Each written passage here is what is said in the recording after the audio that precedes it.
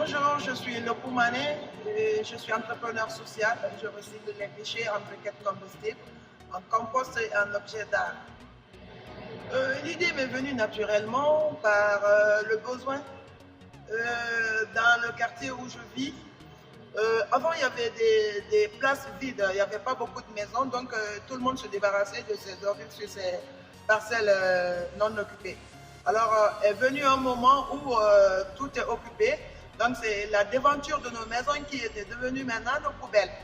Eh bien, ne pouvant pas vivre dans une insalubrité aussi grande, j'ai commencé à contacter les jeunes diplômés qui sont dans mon voisinage pour leur dire les déchets qui sont en train de nous empêcher de vivre, de créer des maladies autour de nous, on peut en faire de l'argent. Alors on a commencé à trier, on a commencé à mettre de côté le fer, le plastique et autres pour les revendre. Et ensuite, de par mes recherches, je me suis rendu compte qu'on pouvait en faire de l'engrais organique pour la consommation bio parce que vraiment une population productive, c'est d'abord une population saine.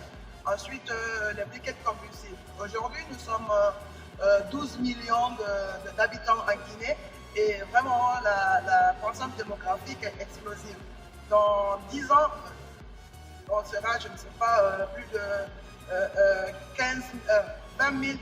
Donc, les 95% de la population de la Guinée utilise le charbon de bois, le bois de chauffe pour la cuisine et d'autres cuissons. Alors, on s'est dit de trouver une alternative pour lutter contre le déboisement. D'où est venue l'idée de faire des briquettes combustibles. Bon, déjà, moi, je dirais qu'en entrepreneuriat, il n'y a pas d'expérience mauvaise. Il n'y a pas d'échec non plus. Toutes les expériences vous renforcent, vous éduquent, en plus vous permettent de vous réévaluer et vous mettre sur la bonne voie. Depuis que j'ai commencé ma petite démarche, j'ai rencontré quand même des difficultés par rapport à la mentalité de la population. Il a fallu que je fasse pendant un bon moment de la sensibilisation des citoyens sur la gestion des déchets pour les amener à accepter de s'abonner pour la collecte des déchets et aussi le côté financement, accès au financement.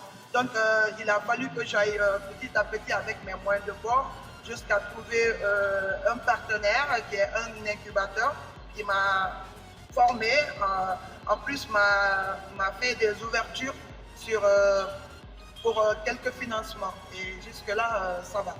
Mais les expériences, je dirais que dans la vie, il n'y a pas de mauvaise expérience tant qu'on peut en tirer des leçons. Le message que j'ai pour la jeunesse africaine est que nous devons nous responsabiliser maintenant. On doit arrêter de se lamenter. Oui, c'est vrai, les gouvernements ont des obligations envers nous, mais nous avons des obligations envers nos communautés. Nous avons des obligations envers notre État. Parce que déjà, il y a Gandhi qui a dit qu'il faut incarner le changement que tu souhaites.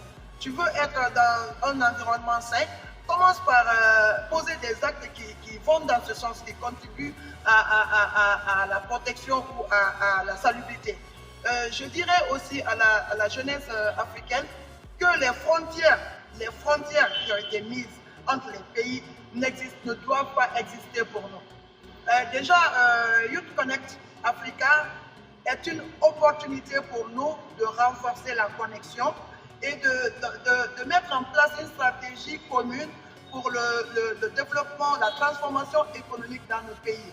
Aujourd'hui, moi, je parle en tant qu'entrepreneur jeune, mais je parle aussi en tant que future maire. Si nous ne créons pas des chemins, des bons chemins, nos frères, nos enfants vont toujours continuer à se lamenter comme nous.